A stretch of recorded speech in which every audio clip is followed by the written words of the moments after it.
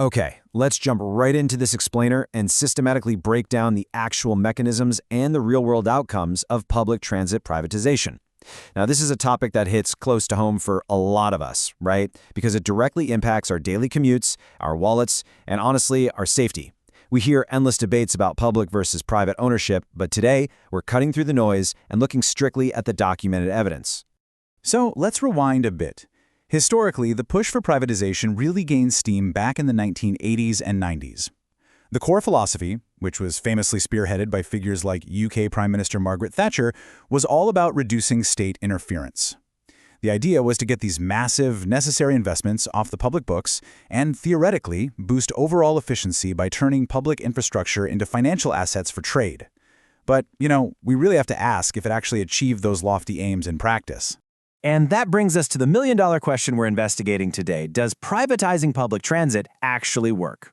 Well, to figure that out, we're going to impartially examine global case studies. We're bouncing from the UK to Argentina, Canada to Australia, and we're going to answer this exact question based entirely on documented investigations, union reports, and official public inquiries. But before we look at the reality of these projects, let's quickly define the baseline mechanism driving a lot of them. I'm talking about the public-private partnership, or P3. In a P3, a private company is contracted to finance, build, and maintain public infrastructure. In exchange, the government pays them back over a set period. In theory, this is supposed to completely transfer the financial and operational risk away from you, the taxpayer, and onto the private sector. Here's our roadmap for today. We'll start with the initial privatization promise, look at fragmentation and false competition, dig into the intense financial pressures of P3s, examine the severe costs of negligence, and wrap up with the very real social and human impacts. All right, Section 1, the privatization promise. Let's look at the theoretical goals that initially sold the public on the whole concept of private rail and buses.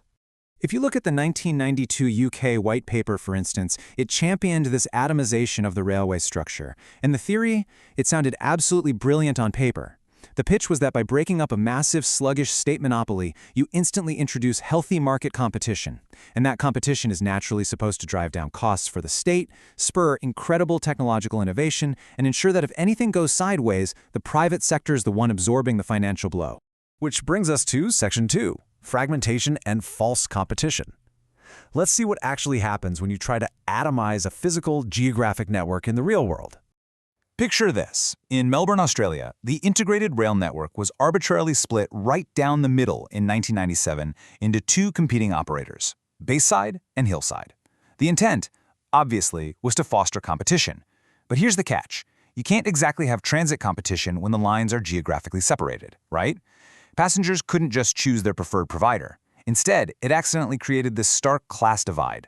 The wealthy eastern suburbs got the newer trains and better funding under Hillside, while the working-class areas were stuck with older, way less reliable fleets under Bayside.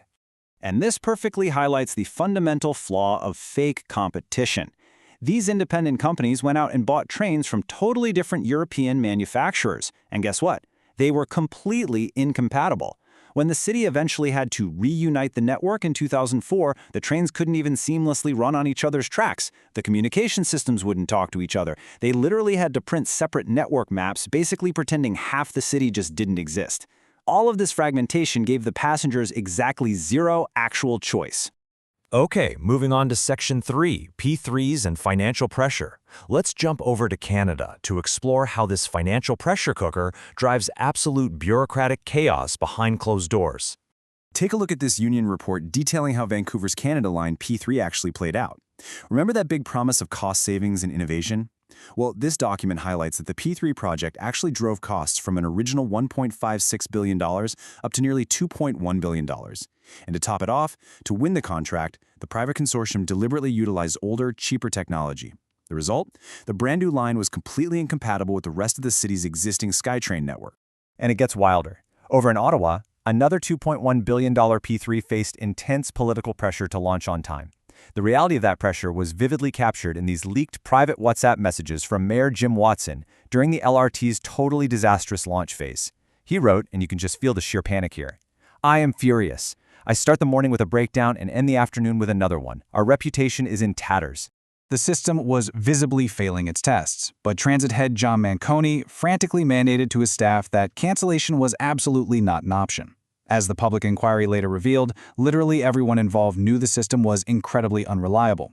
But because of the strict financial structure of the P3, the private consortium wouldn't get paid until handover. That created this massive, unstoppable pressure to just shove the project out the door, ready or not.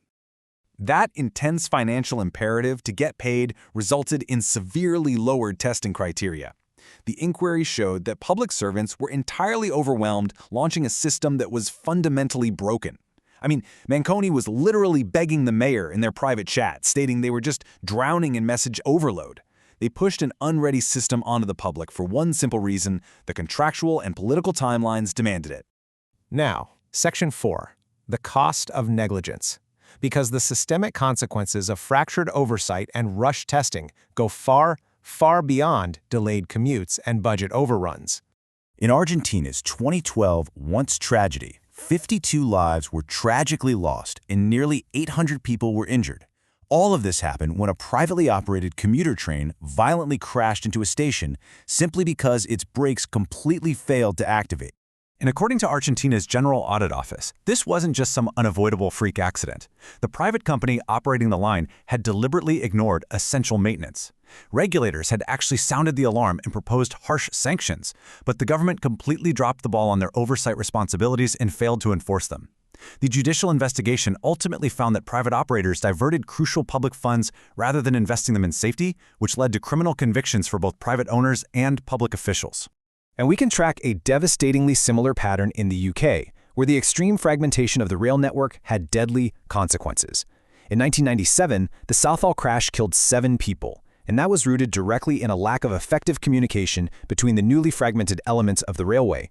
Fast forward to 2002, the Potters Bar crash killed 7 more, directly caused by the negligence of a private maintenance company. The situation became so unbelievably dire that the UK government was ultimately forced to de facto renationalize the rail infrastructure just to restore baseline safety. Finally, Section 5, social and human impacts. Because beyond immediate physical safety, there is a profound human cost when essential transit services prioritize profit margins over social utility. Philip Alston, a former UN Special Rapporteur on Human Rights, deeply investigated the deregulation of the UK's bus network. His conclusion? He described it as a masterclass in how not to run an essential public service. He objectively noted that the extreme privatization actually breached basic human rights by literally cutting people off from society. Think about it. Handing transit routes over to private actors with total discretion resulted in exactly what you'd expect in a purely profit-driven model. The less profitable routes were simply abandoned.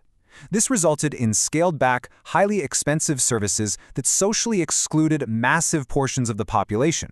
We're talking about vulnerable people being completely cut off from basic healthcare, students who couldn't reach their schools, people literally losing their jobs because they simply could no longer rely on the bus to get them to work. And returning to that Vancouver report for a second, we see a parallel institutional issue that enables all of this. P3 agreements demand strict corporate secrecy under the guise of competitive advantage. This fundamentally blocks the public from knowing how their own tax money is being spent. It effectively prevents citizens from ensuring their community's needs are being met until it's far, far too late. So all of this leaves us with one incredibly crucial question to ask ourselves the next time we commute. The foundational promise of privatization was that the private sector would take on the financial risk, right? But if the state is consistently forced to step in to bail out failed infrastructure, and the public is the one suffering the consequences of incompatible systems, massive budget overruns, and fatal negligence, who really holds the risk? Thanks for joining me on this explainer. I hope it gave you a much clearer picture of the complex and sometimes harsh realities behind the infrastructure we rely on every single day.